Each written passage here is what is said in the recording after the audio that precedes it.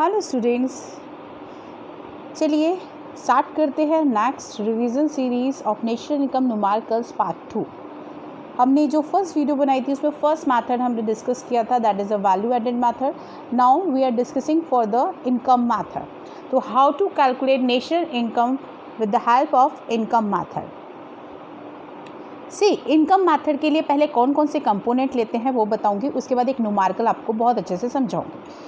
तो पहला कंपोनेंट जो लिया जाता है that should be compensation of employees. Okay, first component is compensation of employees. See अगर क्वेश्चन में आपको ये गिवन हो तो आप इसे कंसिडर करेंगे, अगर ये गिवन नहीं होता तो इन दैट केस आपको क्या क्या लेना है, सैलरी,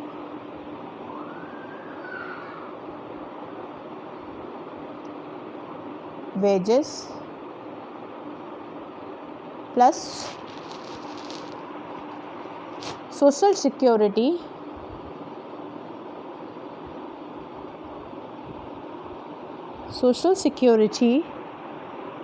contributed by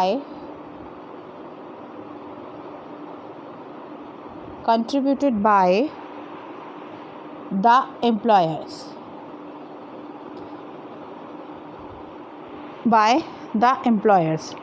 इन दो के थ्रू हम ऐड करके इन तीनों चीज़ों से हम जो भी salary, wages, social security by the contributor, employer, जो एम्प्लॉयर के द्वारा सोशल सिक्योरिटी दी जाएगी उसको कंसिडर करेंगे, और जो सैलरी वेजेस गिवन होंगी वो, इन सबको ऐड करके आपका कंपनसेशन ऑफ एम्प्लॉइज़ निकल के आ जाएगा।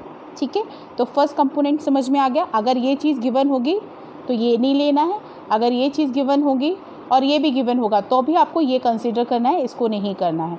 ये तब कंसिडर करना है जब कंपनसेशन ऑफ एम्प्लॉइज़ ना दिया हो तो। Okay, next second component is operating surplus. अब ऑपरेटिंग सरप्लसेस क्या होते हैं? ये वो प्रॉफिट्स होते हैं या वो बेनिफिट्स होते हैं जो हमें दिए जाते हैं।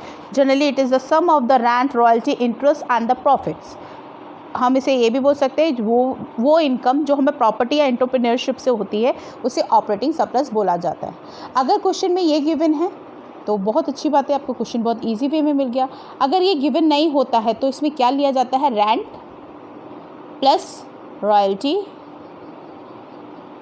Plus interest plus profit. Okay, ये चारों चीज़ों को ऐड करके हम ऑपरेटिंग सरप्लस निकालते हैं। अब एक चीज़ और इशू होता है, इसमें आपको रेंट, रॉयल्टी, इंटरेस्ट गिवन होगा बट समटाइम्स प्रॉफिट गिवन नहीं होता, तो इस केसेस में आपके पास बहुत सारे कंपोनेंट दिए होते हैं जिनमें से आपको 3 चीज़ें लेनी हैं। अगर आपके पास प्रॉफिट नहीं है तो आपको 3 चीज़ें लेनी है। वो चीज़ें क्या होती हैं, that is corporation tax, second is dividend, and third is undistributed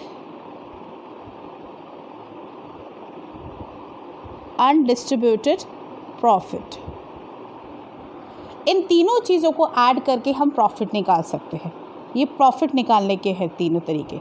अगर प्रॉफिट ना गिवन हो तो इन तीनों को ऐड करके प्रॉफिट निकालेंगे। अगर प्रॉफिट भी गिवन है, ये भी गिवन है, तो सिर्फ प्रॉफिट को कंसिडर करना है। ओके, तो ये चारों चीज़ों को ऐड करने के यानी इनका सम करने से ऑपरेटिंग सरप्लस निकल के आएगा। Clear to everyone? Now the third one component is mixed income. अब मिक्स्ड इनकम क्या होती है? ये वो इनकम होती है जो सेल्फ एम्प्लॉयड पीपल जैसे कि डॉक्टर, चार्टेड अकाउंटेंट, कंसल्टेंट्स होते हैं, ये लोग बहुत अदर फैक्टर्स इनकम अर्न करते हैं, तो उनको बोलते हैं मिक्स्ड इनकम। जो अपनी सर्विसेज के, जैसे वो एग्जांपल ले सकते हैं, डॉक्टर्स की इनकम में सैलरी भी होती है जो हॉस्पिटल से मिल सकती है, दूसरा खुद का क्लिनिक होगा तो प्रॉफिट भी अर्न करते हैं, राइट? तो मिक्स्ड इनकम उसका पार्ट होती है। इन तीनों को ऐड करने के बाद जो आंसर निकल के आता है, इट शुड बी NDPFC। वो किस पे निकल के आएगा? NDPFC। इस पूरे फॉर्मेट में एक भी चीज़ ऐसी नहीं है जो आपको क्वेश्चन में अलग से आएगी। अगर आप इस पूरे फॉर्मेट को बहुत अच्छे से लर्न कर लेते हैं तो आपको कुछ और याद करने की ज़रूरत नहीं है। इसके अलावा क्वेश्चन में आपको कुछ भी अलग से नहीं दिया होगा। कंपनसेशन दिया है तो ये सब मत लेना, ऑपरेटिंग दिया है तो ये सब मत लेना, मिक्स्ड इनकम आपको अकेले मिलेगी। अगर कंपनसेशन नहीं दिया तो इन सबको ऐड करना, ऑपरेटिंग सरप्लस नहीं दिया तो इन सबको ऐड करना, और प्रॉफिट नहीं दिया हो तो इन सबको ऐड करके प्रॉफिट निकालना। तो मिक्स्ड इनकम से रिजल्ट निकल के आएगा NDP-FC। Clear to everyone? तो that is income method. Now we are go for the third method. अभी मैं मैथड से एक्सप्लेन कर रही हूँ, उसके बाद न्यूमेरिकल पूरा एक ऐसा लूँगी जिसमें आपको दोनों मैथड बहुत अच्छे से समझ में आ जाएंगे। हाँ, वन मोर थिंग, अगर NDP-FC को कन्वर्ट करना होगा आपको NNP-FC, it's called national income. तो क्या करना होगा आपको? डोमेस्टिक से नेशनल में जाने के लिए, बाकी तो सब सेम है, किसी में चेंज नहीं करना, सिर्फ NFIA को ऐड करना होगा। ओके, एंड माइनस क्या होगा? Net factor income to abroad minus हो जाएगा, फिर आपकी नेशनल इनकम निकल के आ जाएगी। Clear to everyone? तो इसमें कन्वर्जन सिर्फ इतना होता है NFIA का, बाकी और कोई कन्वर्जन नहीं होता है। Next third one, that is expenditure method. अब एक्सपेंडिचर मेथड में क्या क्या होता है, क्या क्या लिया जाता है, सबसे पहले चीज़ बता देती हूँ। जो एक्सपेंडिचर मेथड होता है, जो एक्सपेंसेस से हम इनकम पता करते हैं जनरली। अब एक्सपेंसेस के कैसे इनकम पता करते हैं? जो भी हम कंजप्शन कर रहे हैं, जो भी इन्वेस्टमेंट कर रहे हैं, इन सब से जो इनकम अर्न होती है, ये टोटल सम लिया जाता है, वो हमारा एक्सपेंडिचर मेथड होता है। इसका सबसे पहला कंपोनेंट होता है हमारा first one, it's private final consumption expenditure. ये वो खर्चा होता है जो हम अपनी चीज़ों पे करते हैं, राइट?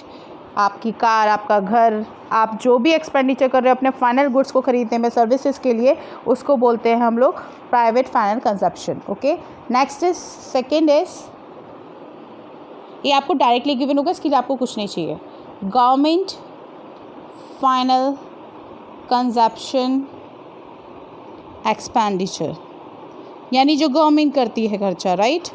जो गवर्नमेंट खर्चा करती है, it should be a government final consumption, जैसे कि एजुकेशन पे, हेल्थ पे, डिफेंस पे, तो गवर्नमेंट फाइनल कंजप्शन हो गया।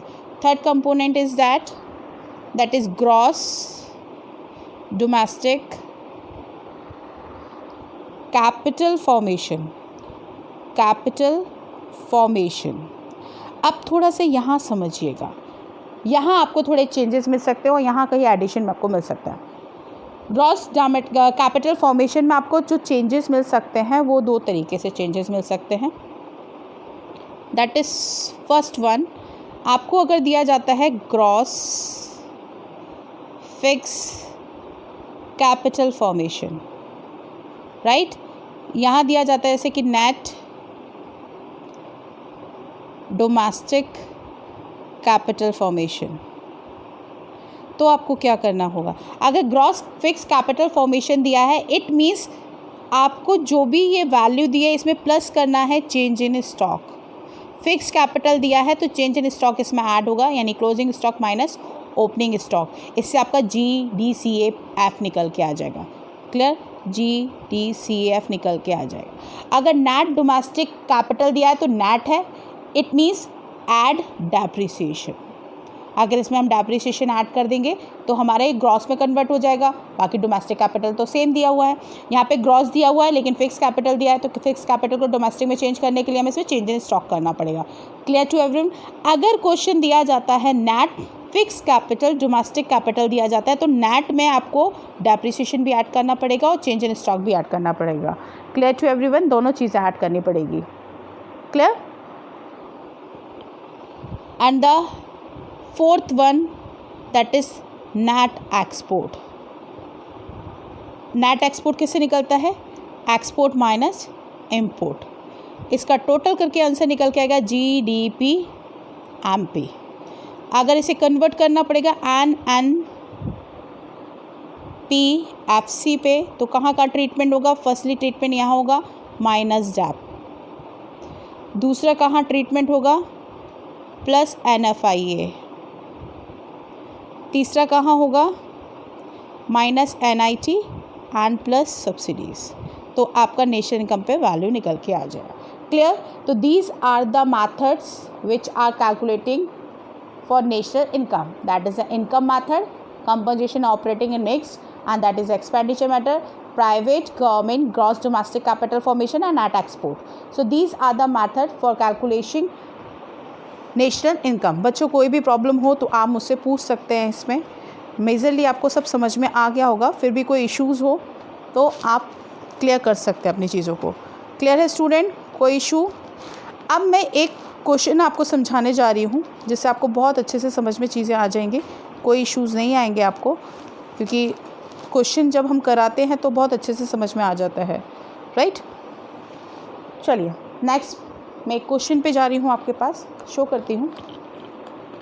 सी आपके पास क्वेश्चन है, calculate gross national product at market price by income method and expenditure method from the following data. आपको इनकम मेथड और एक्सपेंडिचर दोनों से निकालना है। पहला दिया है component rent 40, private final consumption दिया है 800, right? Net export is 20, interest दिया हुआ है 60, राइट? नेक्स्ट इसके बाद interest profit 120, government final 200, net domestic capital formation 100, compensation of 800, consumption of fixed capital 20, net indirect taxes 100 and net factor income from abroad is -20.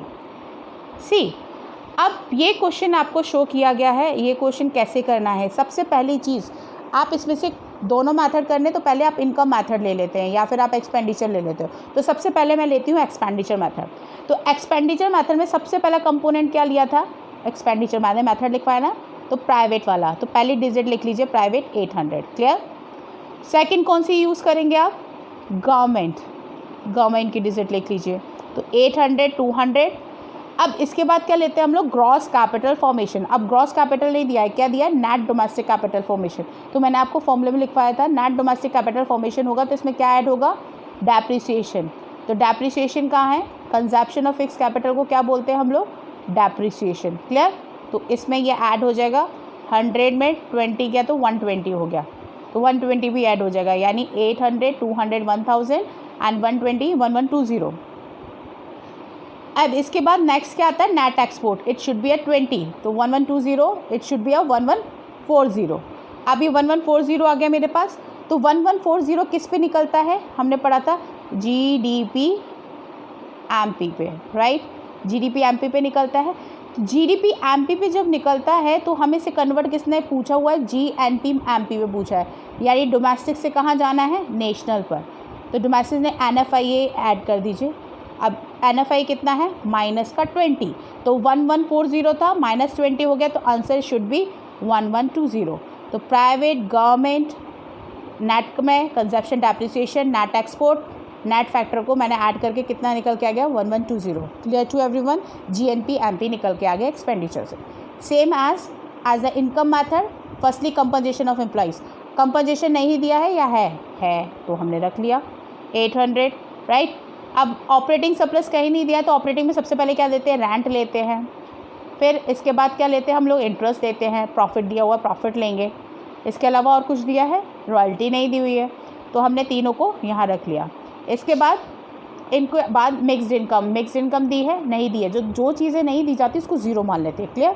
Zero मानने के बाद इनका total जब करेंगे कंपनसेशन, इट शुड बी है, जैसे कि बात करते हैं 800 एंड प्रॉफिट इज़ 40, तो 800 40 60 यानी 900 120 यानी 1120। अब 1120 तो निकल के आया। अब इसके बाद चेंजेस करना है, क्योंकि आंसर किस पे निकल के आता है? इनकम मेथड पे। NDP FC कन्वर्ट किस में करना है? GNP। तो N से G पे जाने के लिए डेप्रिसिएशन ऐड हो गया इसमें। क्लियर? और D डोमेस्टिक से N पे जाना है तो NFIA ऐड कर दिया, और FC से MP पे जाना है तो NIT भी ऐड कर दिया। क्लियर? इसलिए आंसर क्या आ गया? 1120। तो this is the answer from the income method. Clear student? इस तरीके से आपको पूरा क्वेश्चन सॉल्व करने नेशनल इनकम में हमने तीनों मेथड पढ़ लिए। तीनों में से कुछ भी आ सकता है, लेकिन मैक्सिमम चांसेस होते हैं आपके इनकम मैथड और एक्सपेंडिचर मैथड के, या फिर आपके पास क्वेश्चन होगा, आपको खुद सेलेक्ट करना पड़ेगा किस मैथड से आपको क्वेश्चन सॉल्व करना है। ओके स्टूडेंट, तो बहुत अच्छे से न्यूमेरिकल को अच्छे से प्रैक्टिस कर लीजिए, 1-2 न्यूमेरिकल्स को। कोई इश्यूज़ आता है, कोई प्रॉब्लम होती है तो आप कंसर्न कर सकते हैं। Okay students, again I show you the methods, ठीक है, composition, operating mix and the expenditure, private, government, gross and net export. इसका पिक आपको मेरे नीचे PDF लिंक पे मिल जाएगा, मैं इसमें सेंड आउट कर दूँगी। बाकी आप अच्छे से प्रैक्टिस करिएगा। Okay students, thank you.